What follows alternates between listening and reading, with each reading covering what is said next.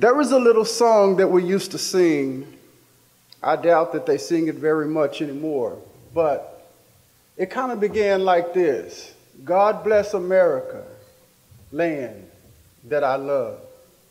Stand beside her and guide her through the night with the light from above. We now live in a culture where at least maybe 2 generations behind myself have never even darkened the doors of a church house. We were, couple of years back, we were moving a piano into our church building, and we had some help of some other young men. And one of the young men stopped at the front door, and he just froze. And we looked at him and said, is something wrong? He was 25 years old. He said, I've never been inside of a church. I'm to talk to you today about pastors. How do we reach them? How do we get these men to engage? Let me tell you a little bit about where they are. Most pastors that I know live in fear of losing their jobs. They're afraid of their constituency. They're afraid of those that they shepherd. They don't really know what to do because they feel like if they offend the tithers that they'll leave, which will hurt their income. They won't be able to live. And they live in a world of confusion, pain, hurt. About 100 pastors a day, senior pastors, leave ministry because they just no longer can take it anymore. The stress, we're on the clock 24 hours a day. But here's the reality. It has always been true in the local church and the church universal that women carry the church. Moms carry the church. And if there's a church without mothers, particularly young mothers, who are married, who are raising children in the church, if that is absent, there will be no church growth. So we need these mothers, these families, these young families in our churches to supply those who are going off the scene. We need those young mothers, and I like this group and this Mom's Talk. This reality is for real. And it speaks volumes to a culture that has lost their way. And I get a bit excited about this because I was looking at what the virtues of this organization represent. Kind of fourfold, if you will. Purposely, they intend to engage. Purposely, they intend to encourage. Purposely, MomTalks intends to enlighten. And on purpose, they intend to empower. Now, we live in a culture of cowards who pastor churches sometimes with thousands of people, if not tens of thousands of people. They've been bought with a price. There's a little story in the Bible that most of you have probably heard about a man in the Old Testament. It's really the story of a hunter, the game he was hunting, and the bait he used to catch it. The hunter was Ahab. The game he used was Obadiah. And the hunter was Ahab. The bait that he used was Obadiah. And the game that he was after was Elijah. He had sent people out all over his region to find this man because his conniving, sneaky, deadly wife was killing all the prophets looking for him.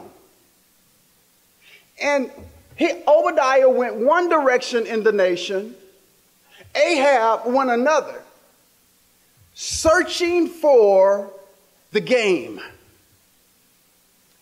Obadiah left out, and all of a sudden in his appearance, there was Elijah. And it frightened him so much till he said, my master, my teacher. And he fell on his face and he bowed before Elijah. Elijah, get up. I'm a man just like you are. Get up. He said, where have you been? We're looking for you. He said, go and tell the king, go and tell the president and his cabinet, go and tell Jezebel, who's killing the prophets, go and tell them I want to speak to the king. And if you all would get behind moms, get the greatest fan I have is that woman right there. Yes. She's a wife. She's a community leader. And she's a mother. Our kids are adults now, but kids never go away.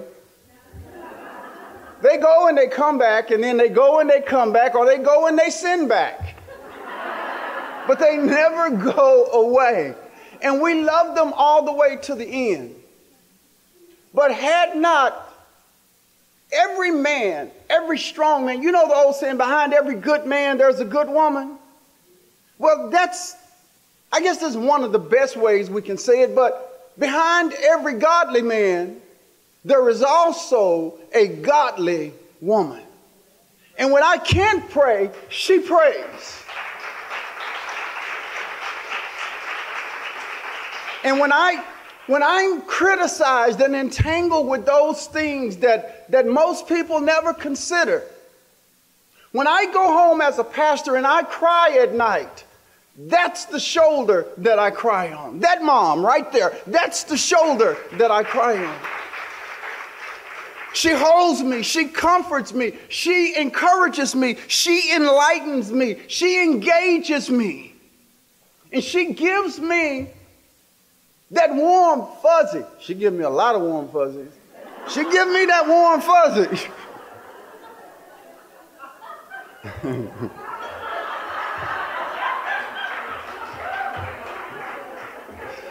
Okay. I lost my thought. Okay. Okay.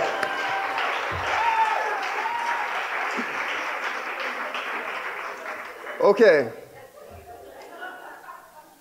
I'll finish telling you the story.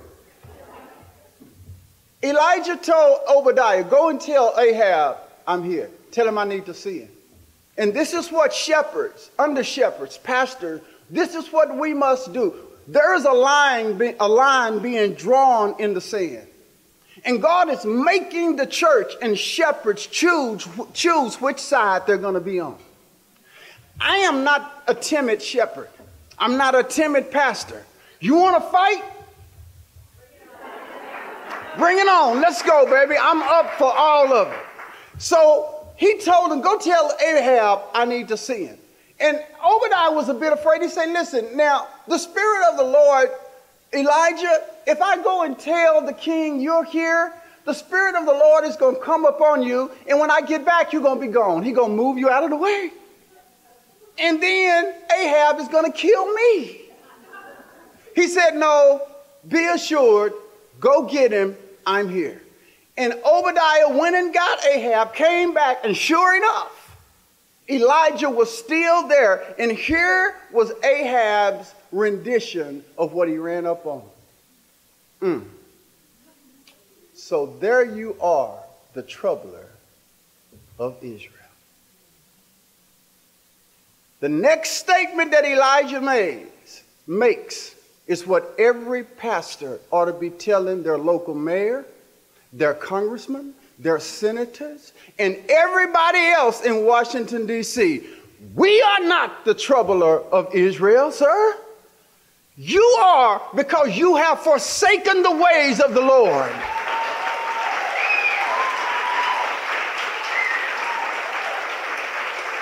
Yeah, it is you. You left this lunatic that has left out God.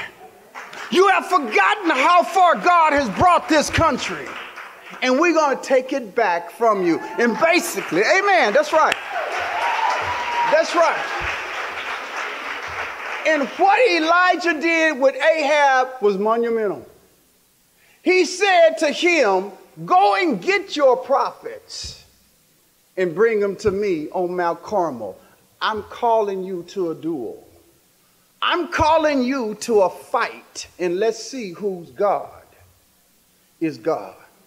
Mom's Talk is calling the culture of ungodliness to a duel.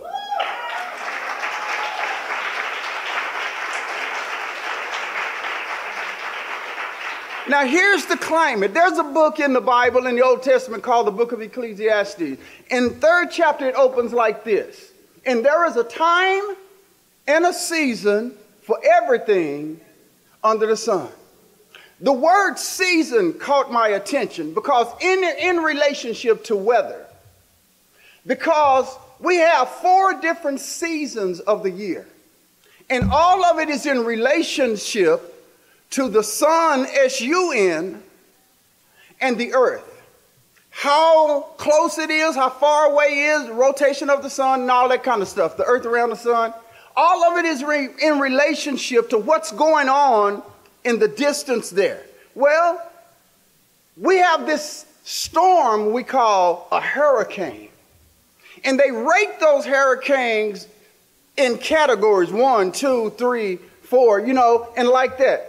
And it caught my attention because they send out these things in reconnaissance missions on inside of these hurricanes to test something.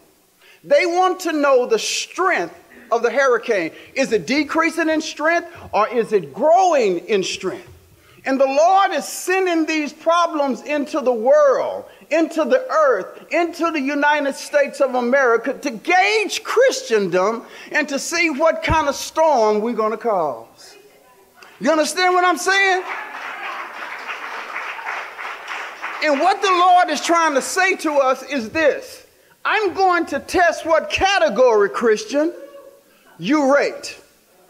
I want to know in your life, pastor, shepherds, that I have left you in charge of those who are mine.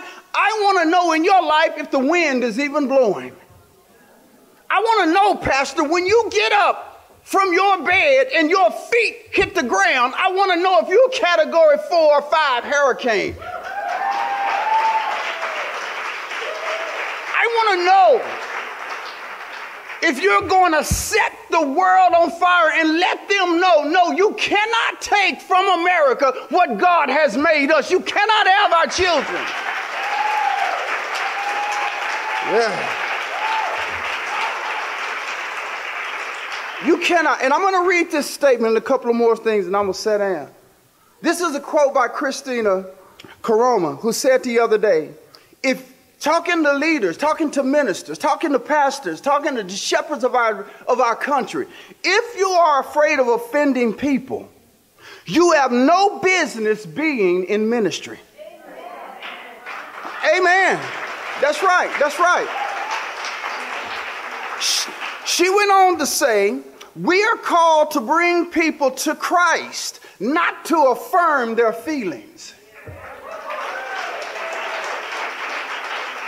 Now, the LBGTQRS, LMNOP, that group of people, do I love them? Yes, we have them in our church, and I'm going to win them with love. I'm going to win them with, I'm not going to run them off. I'm not going to run them away. Because that's not the Christian way.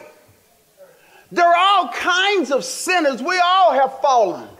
But the grace of God reconciles us and it restores us. And that's how we're going to win America back. My wife often engages me. I get on Facebook a lot and I fight.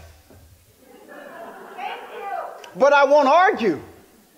I won't argue. When you're using apologetics in Christendom, one of the first courtesies of apologetics is to learn to be kind to people. You tell them they're going to hell and make them enjoy the trip.